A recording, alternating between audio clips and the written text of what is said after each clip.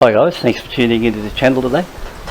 Been a good day. I've been down to the shop there, or down to the local mechanics, had the bike checked over, had the bike now registered, and we've now got the plates on it, even got the bullet bolts on the number plate there, so it's registered, ready to ride. So odometer readings now 16 kilometres. Now what I can say after riding this bike, I decided I'll put up roughly what I think are 5 good points of riding these bikes from scratch, and some of the hints what I put up might be of interest to some people. It might help some of you out, or it may not. It's just hard to say. You might like the idea of them. I must admit, from scratch, these bikes are not what I'd class as really good bikes to ride with that factory Bosch plug in them. In fact, out of the last, say, maybe 10 bikes I've purchased in the Royal Enfield range in these UCEs, first thing I ever do when I get these bikes is I throw that factory Bosch plug out and replace it with the NGK BP6 ES. And in this case I decided I wouldn't pull the plug out, and I just ride it down and get the rego or blue slip inspection on this bike with a stock plug in it. And I really found this bike a real pain to ride with that stock plug in it. Now, if you hadn't ridden a bike from scratch with the NGK plug in it, you wouldn't know how bad, like a stock bike is compared to once you put the NGK plug in, and how much better the bike will idle and how crisp it is to ride. But it's virtually chalk and cheese. Like, it's a lot better to ride with that NGK plug in it. And I'd highly recommend anyone that buys one of these new bikes, the first thing you do would be to swap plugs, and that's exactly one of the points I'm going to put down on this bike, is do a plug swap, because after doing it for 10 bikes and then riding it with a stock Bosch, it was sluggish, idling hard to start, idling bad, and all the things which I'd say when I pull this plug, it'd be partly sooted up and it's only done a few kilometres from scratch, and all the signs are there that it's not a really good plug, and they're only a cheap plug they put in them, and they probably just get them for virtually nothing. They're just a plug, a universal type plug they put in the bike, where they get a big heap of them for nothing, or virtually nothing, and it's up to you later on to get a better plug. And the NGK plug is miles ahead of this plug on this bike, and they really perform well. So that's something for you to think about. And so I'm going to sort of show you 5 things I do to a bike from scratch, and if you're thinking about it, why not subscribe to my channel?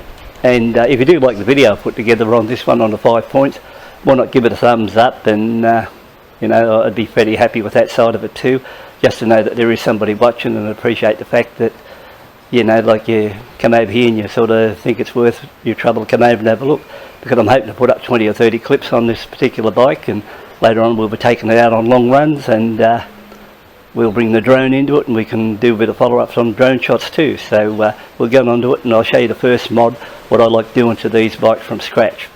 So guys, I'll give you 5 quick tips on what I think will help you out on the new bike. So we'll grab the camera and we'll get into it. Tip number 1. Now these UCE 500 motors, I wouldn't say are the cleanest motors what we've got in the Enfield range. Without a doubt, the new breed of bikes like the 650 Interceptor, they come from a much cleaner range of bikes, and their motors really are a step above these UCE 500s. So I think from what past experience, the best idea would be get yourself some of these rare earth magnets like such. I've picked those up on eBay, they don't cost much. I've used these several times on, well, probably the last at least 10 Enfields in these UCE ranges. And what I do as soon as I get the bike, I just get underneath it and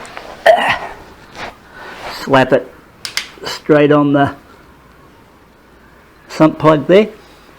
And what I find with this one is, like, naturally this sump plug's magnetic, but the best thing about with that earth magnet on it, it gives it more pulling power there.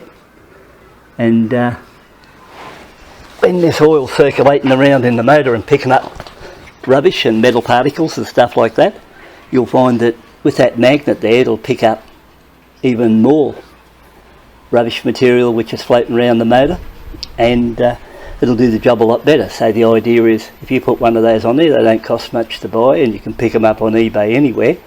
It just gives you that little bit more assurance that the rubbish floating around in the motors is being picked up a lot quicker. And not only that, just to cover that side, I'll do an oil change on this motor at 200 kilometres, 500 kilometres and 1000, and I'll also change the filter at the same time too. So and I've carried on that practice on all these bikes ever since I've had them from the beginning, because in the beginning of these bikes, like we go back in 2012, these motors were very dirty inside, and they have put their act together and they're a little bit cleaner now. But I think it pays to do this move, and something you may think about. So that's step one, and I think it's a good move. Okay guys, these are in no particular order. So number 2 would be a strong battery, and I just decided to hook mine up to the C-Tech charger, and I'm showing 4 bars.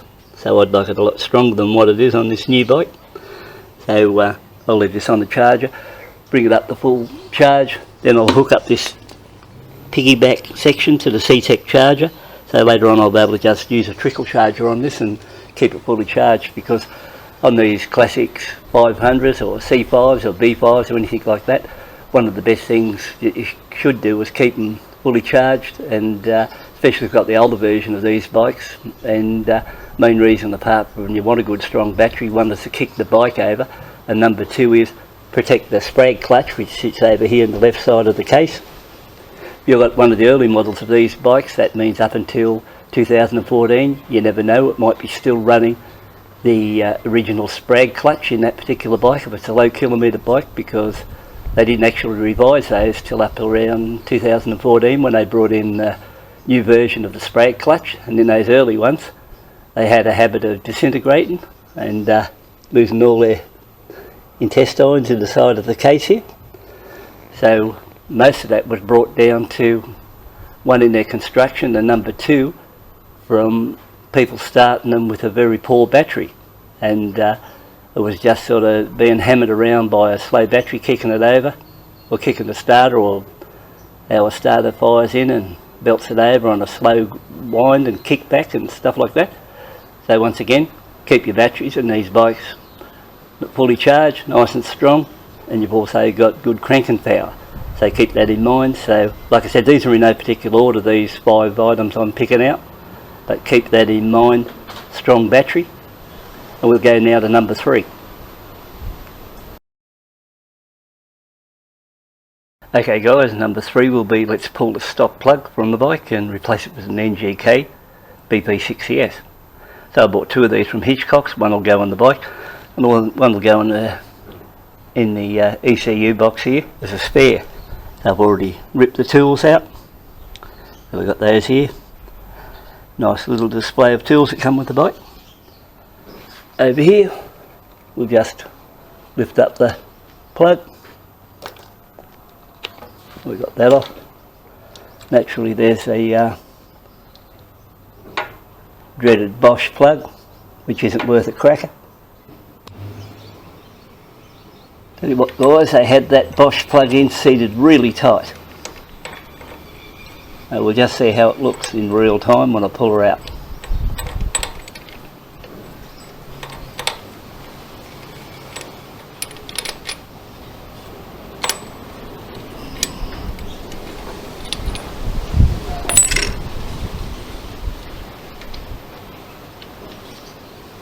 Okay, we just about got it now.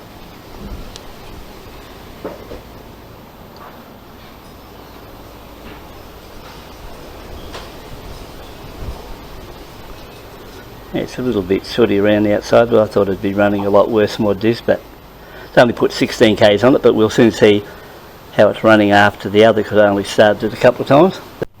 And don't forget, when you buy your MGK plug, you've got to have one with the cap which screws off at the top like so, or you won't get it on.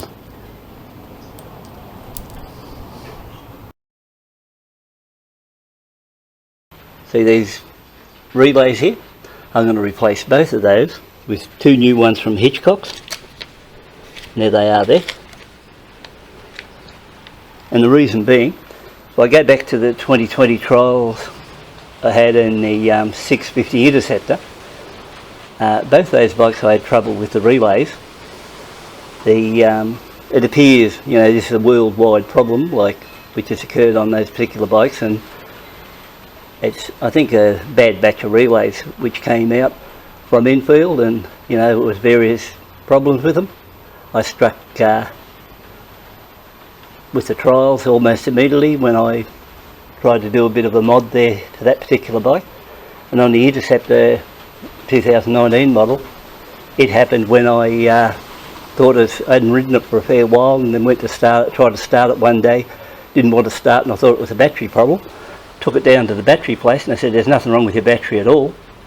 And then I thought I vaguely remembered somebody complained about relay problems with the Interceptor, so I actually put my hands on the relay, and it was sort of clicking away but not sort of firing the motor over. So I contacted Hitchcock's over there in the UK, sent over, got 2 new relays sent across, put the new relays in, and the bike kicked over straight away, and I never had a problem with it after that. So it was apparently some of the Enfields in that 1920 batch had a lot of problems with relays, so I decided this particular bike here I'd pre-order 2 new relays and put in Hitchcock stuff. Didn't worry about buying from the local Enfield dealer because there's a very good chance that I'd get the old relays, so it's a waste of time, and Hitchcock's relays were good. So here they are, and I'm going to fit these to the bike now. Now when you see the Enfield relays pulled out, you see all this grease and all that over them, and I actually thought that may have been the problem with the Interceptor ones, and it was an excessive amount of grease. But it wasn't the case, because I cleaned those right out, put that stuff on them to fix contact points on relays and give it a good wash and clean up, but it made no difference whatsoever. So like I said, once I put the new ones back into the slot there, they worked perfectly after that, and I never had a trouble with the bike at all. So take into account, if you have trouble with starting problems and you feel those relays click when you put your fingers on them, take into account you probably haven't got a problem. And I think I would suggest buying new relays off of Hitchcock's and save yourself some problems. So that's number 4 on the list. By the way, check out how well they grease those slots. So I might just go and get a couple of cotton buds and clean those out a little bit there. I don't think I need that much grease in them. So I've got my old relays out. It's starting to rain too. Old relays out. New relays in. So that's number 4 out of the way. So that's under control. We can call that one done and dusted. So we've got number 5 to go. So number 5 on the list is a fairly easy one to fix. Back in 2016 I bought a UCE 5, which for some reason in the first couple of 100 kilometres didn't want to run right, and I thought that was a bit strange. It just spluttered and carried on and just wouldn't accelerate and wouldn't idle properly, and tried different things and couldn't figure out what it was.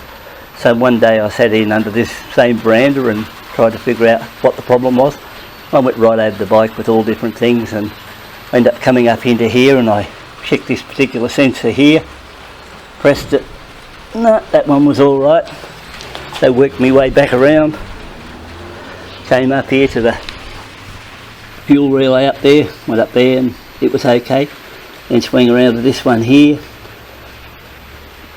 just grabbed it like this one, pushed on it, and all of a sudden I heard it click, and after that turned the ignition on, took the bike for a bit of a burst, and it ran like a dream. So this is number 5. Check your sensors from your ECU and make sure they're all connected and running right, so because you never know, just because you buy the bikes new from the factory doesn't mean that they connect them right at the factory, and you can have a bit of a problem there. So we'll combine that one there with this fuel cap, and I mentioned this earlier on with these Euro 4 bikes, and if that's the one you've bought, make sure you don't fill the bike with gas anywhere above the lip here, lower lip there, or you'll have trouble with the bike long term with it wanting to start. It'll be difficult to start, and it causes trouble if you go up over here with the overflow of petrol going back, draining back down into your canister into the back part of the bike. And more importantly, when you do fuel her up, just bring her down, and when it clicks, that's it. Don't go any further than that. So once again, I hope this 5 tips was some help to you, and next time we'll take this bike for a test ride.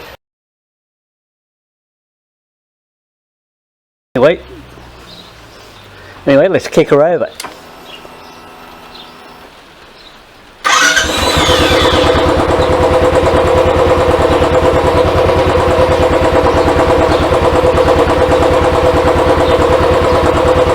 Okay, that sounds pretty sweet to me.